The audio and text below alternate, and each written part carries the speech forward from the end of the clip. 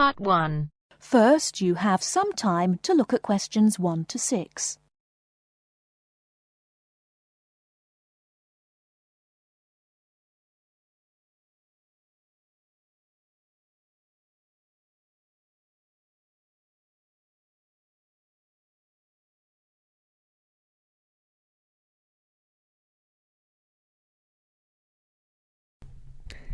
Good morning, Towers Car Insurance. How can I help you? Hello, I was wondering if you could give me a quote for my car, please.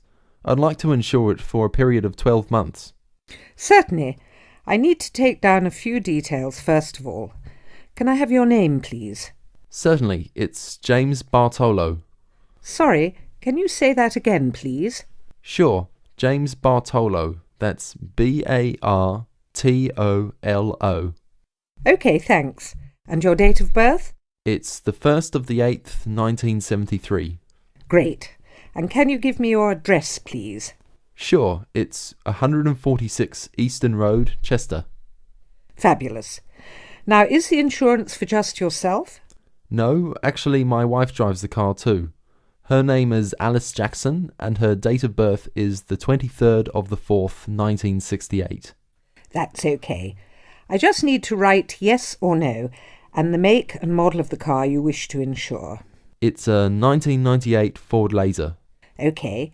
And do you have any idea of the value of the car? Yes, it's around £4,000. I only bought it about a week ago. Before you hear the rest of the conversation, you have some time to look at questions 7 to 10.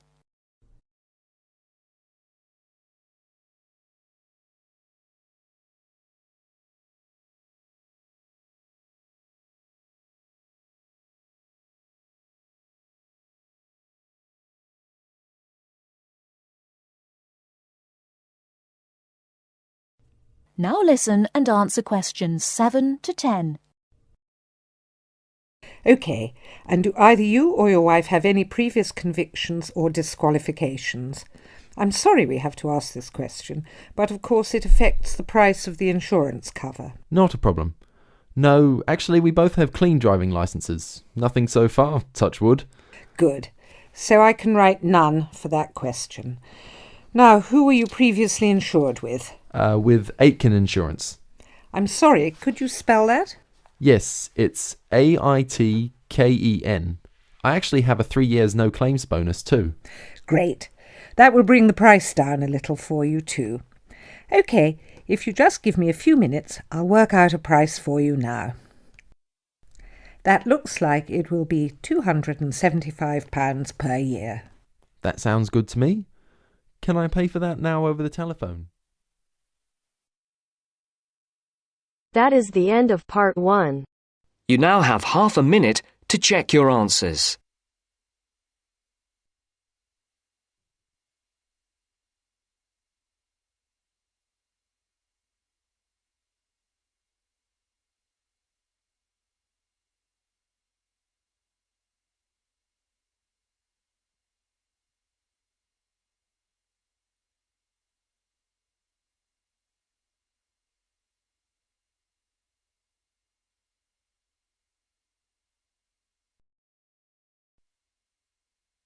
Now turns to Part 2. Part 2. You will hear two students and their tutor discussing a survey project. First, you have some time to look at questions 11 to 16.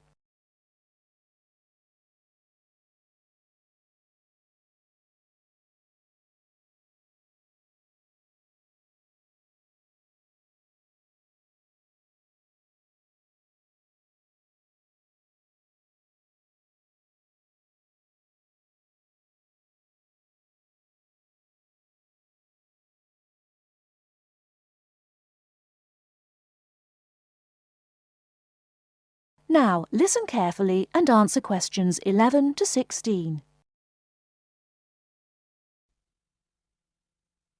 So, what's the survey about, Tom?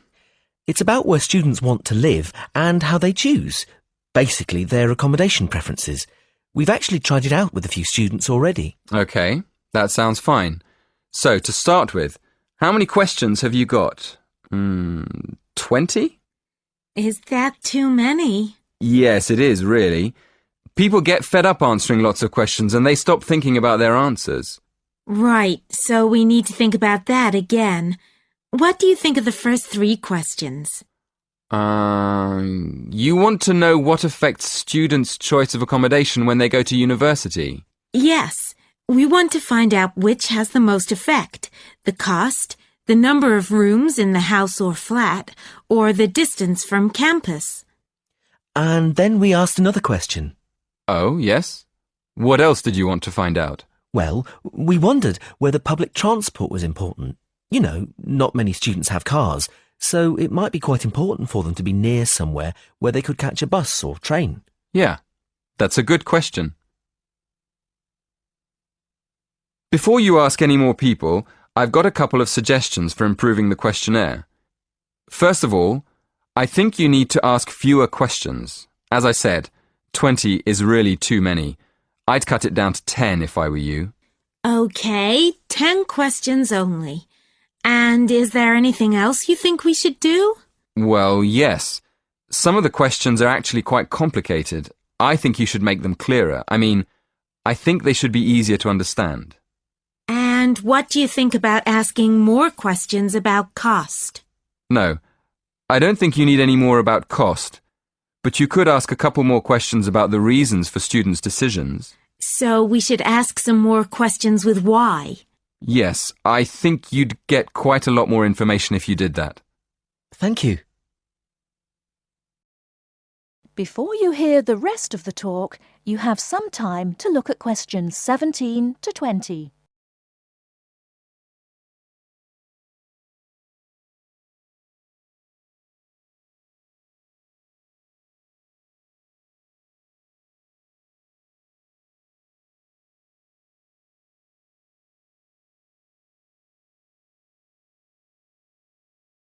Now listen and answer questions 17 to 20.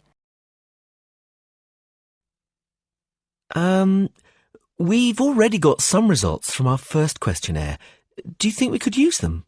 I don't see why not. What have you found out so far?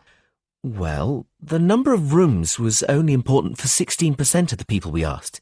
It looks like a lot of students are quite happy to share a room, and even fewer people were concerned about being near a bus stop.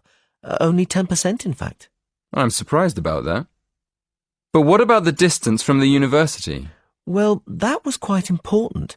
Around 20% of the students we asked wanted to be close to campus. That makes sense.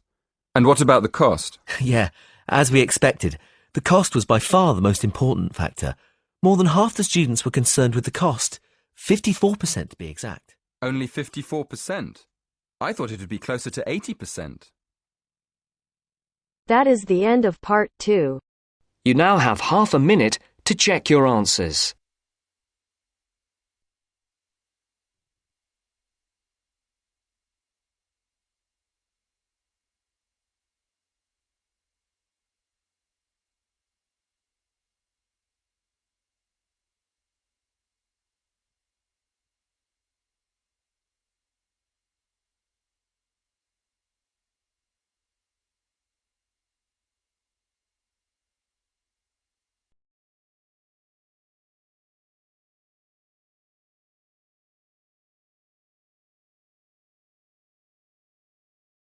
Now turns to part 3. Part 3. You are going to hear the rest of the talk about family history. First, you have some time to look at questions 21 to 25.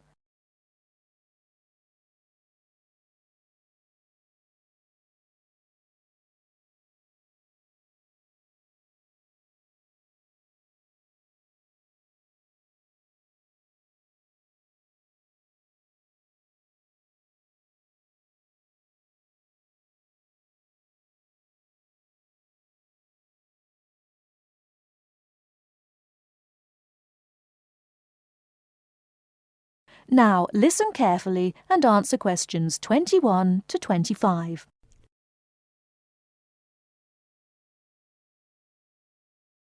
So, that's a few ideas about getting information. But what about methods of recording it?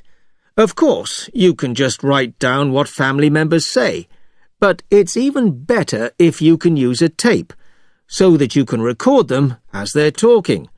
Then you don't have to worry too much about making mistakes. You'll always be able to listen to it again.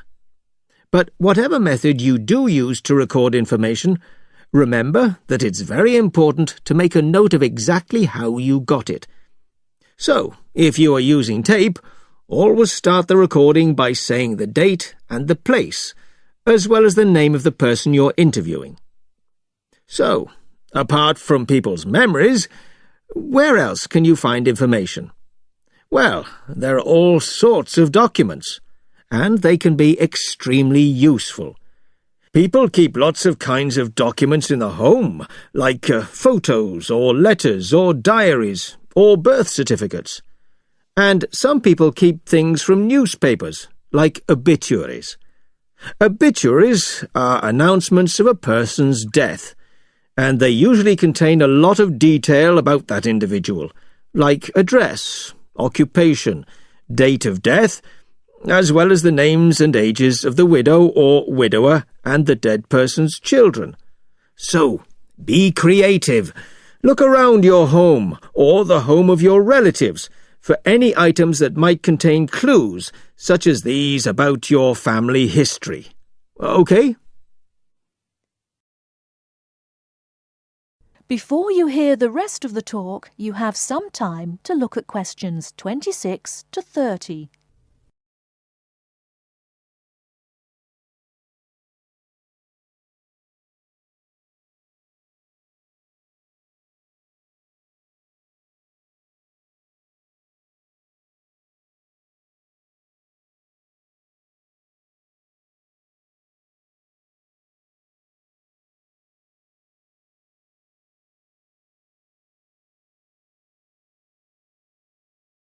Now listen and answer questions 26 to 30.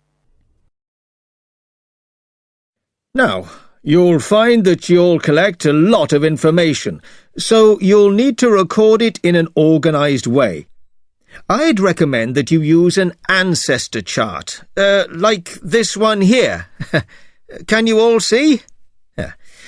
Ancestor charts act like maps. They link 4 or 5 generations in a family tree, so they're very convenient, and they don't cost anything. You can get as many as you like. You just download them free from the internet. Then you fill them out as you go along, and for each individual you record all the key information next to their full name. It's very convenient. Now, at this point, I'd just like to give you a couple of tips about filling in the ancestor sheet.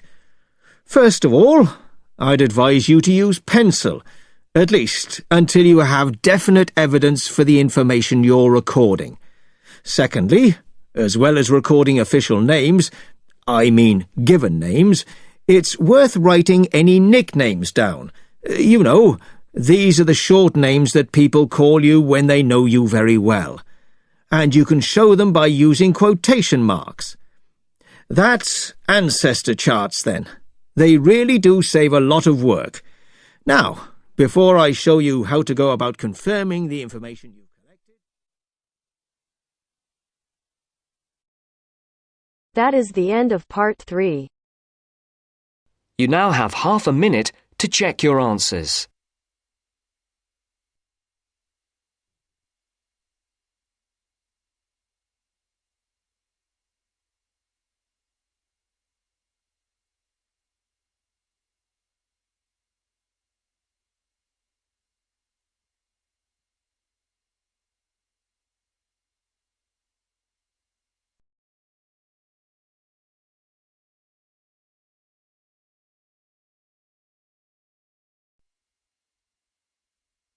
Now turns to part 4. Part 4. You are going to hear a talk about the English pubs. As you listen, complete the notes below. First, you have some time to look at questions 31 to 40.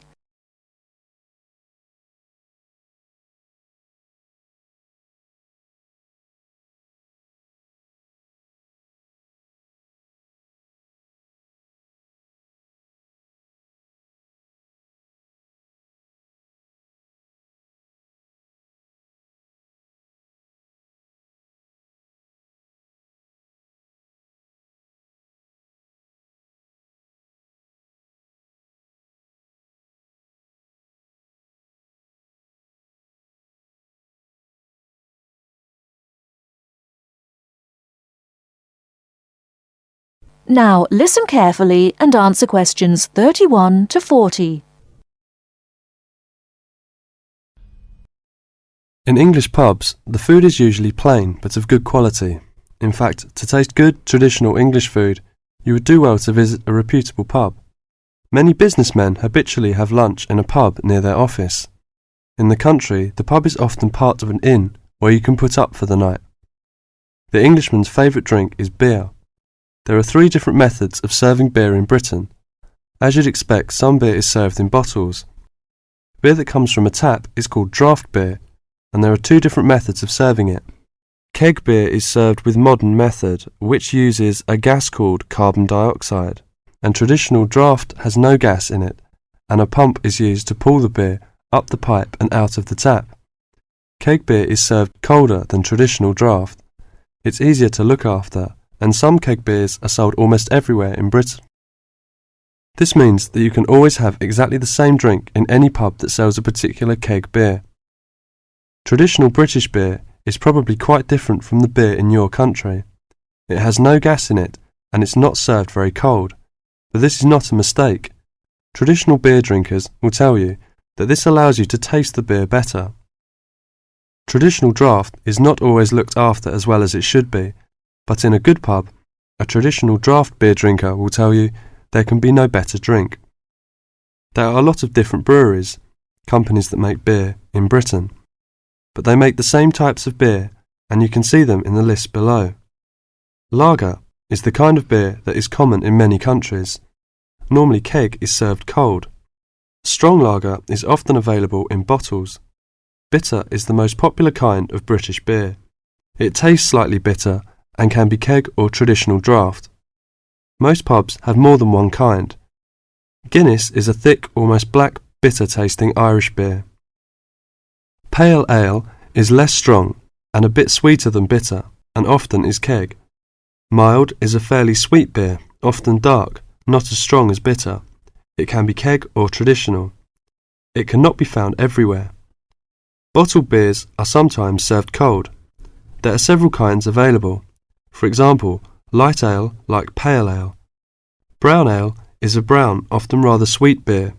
Stout is a very dark beer. Law regulates the pub's opening times. Local variations are possible, but usually a pub is open from 11:30 to 3 o'clock, and from 5:30 to 10:30 or 11 o'clock. Betting is forbidden in pubs. Children are not allowed on licensed premises, which may mean that father and mother cannot have a quiet drink together if children are with them. In the old days, when people drank too much and pubs were often rowdy, the law against children entering pubs was a wise one. Today, drunkenness is much less frequent than it was, say 50 years ago.